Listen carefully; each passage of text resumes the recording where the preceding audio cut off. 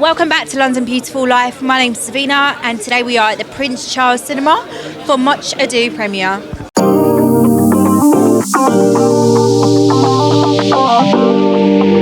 So what inspired you to recreate this? So Much Ado was always like our favourite Shakespeare play, and our second name being Shakespeare, we've always been quite like into it. So I think we just kind of loved it and always thought like how we wanted to do it and how we thought like it would be quite a good like teen rom-com. So yeah, since we were young, we've always been big Shakespeare fans, and our last film was like a coming of age film, so we were kind of thinking about how we do Shakespeare coming of age, and in a lot of ways I think Much Ado is like a lot of the characters are very like emotional and irrational, and they are kind of almost like teenage characters, so we kind of thought it fitted quite well with the coming of age setting, and so it sort of adapted it to work that way, I think. Yeah. And who's your favourite character in the movie? I guess have to say Beatrice, because she's like the one that you want to be, really, isn't she? Yeah, I think Beatrice has the best like disses, and Emma gives the best stink eye, who plays her. But I also think Hero's character that usually maybe is sort of like put to the side a bit, and I guess you can tell from the poster we have like here in the forefront. We were really interested in her story and kind of what kind of leads her up to this point, and how she kind of deals with this kind of basically being like shamed, like publicly shamed essentially.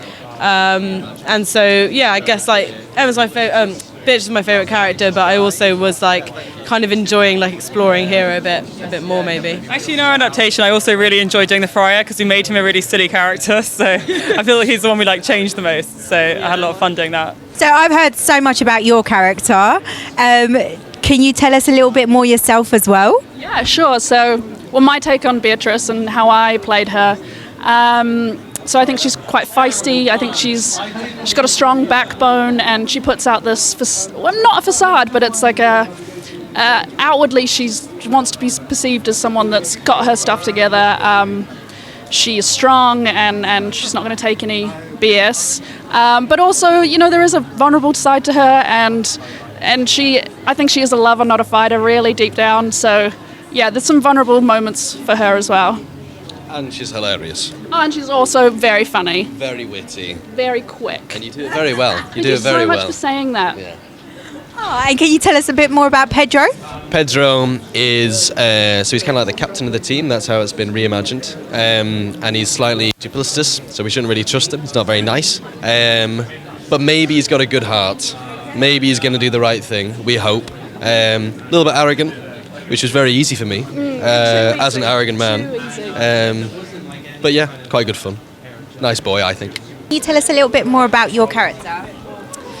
So, Hero goes through it a little bit in this one. She's very sweet. She's just really believes in love, I think, and I really love that about her. She's just like willing to see the best in people, but she does go through the hard times. But I love how she keeps the positivity going. I think she's really is a good representative for women in this film. And did you have any obstacles filming this? Oh yeah, well, I don't want to spoil it too much, but there is a little bit of a cold scene for me involving nighttime and a little lake, which I have to lie in for a while. So that one was a bit of a challenge physically. But it's amazing though. It looks beautiful. So I'm really glad that I did that. So you play a character called Friar. Can you tell us a little bit more about the character that you do play? Yeah, so the friar, I think in the original Shakespeare, he's played quite sort of straight-laced, but Anna and Hilary wanted me to play a sort of more eccentric version of him. So in the film, he's quite, he's always got a plan, I guess. So he's not necessarily the brightest tool in the box, but he's always got something going on.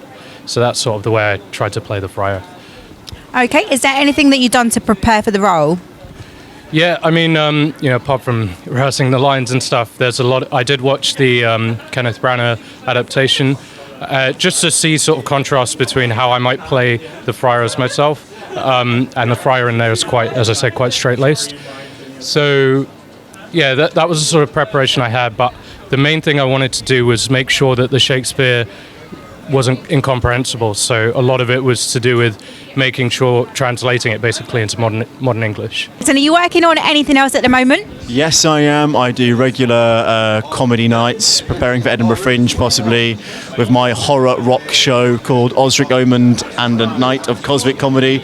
We're performing tomorrow and Tuesday. Well, I'm so glad you asked. But yeah, I've got a company called 21st Century Cox, and we have our own kind of comedy, music, rock, science fiction, horror nights. I need to work on abbreviating that down because I've not quite found a good name for it yet. But yeah, that's what I'm working on at the moment. How are you today? I'm great, thank you. How are you? Yeah, very well, thank you. It's a little bit windy, but It's too windy for my hair. So does that explain the change of hair from the character to now? I remember when I got the role, and I decided, being the creative genius that I am, obviously, that my character needed to have a mohawk. And I don't know why I thought that remotely, but I was cast probably on the basis of my hair and then decided to get rid of half of it for the role, which was a really well-informed decision. I think it maybe worked. I don't know. The thing I love about hair is it's transient. I've not got a tattoo. I don't have any because I don't feel I can commit to one. But hair's great. You can just get rid of it if it all goes wrong, or keep it, or dye it a different colour. It's great. Okay. And would you say you get a new hairstyle every time the season changes, or any time you feel a type of way? It's probably whenever I get dumped, to be honest. So yeah, every season. Can you tell us a bit more about the character that you play in this? I play Leonardo. Okay. I play the father of Hero, who's accused of being a whore. Oh, I see. And I have a go at her. Okay. And of course, she's not guilty. And would you say you play quite a tough character?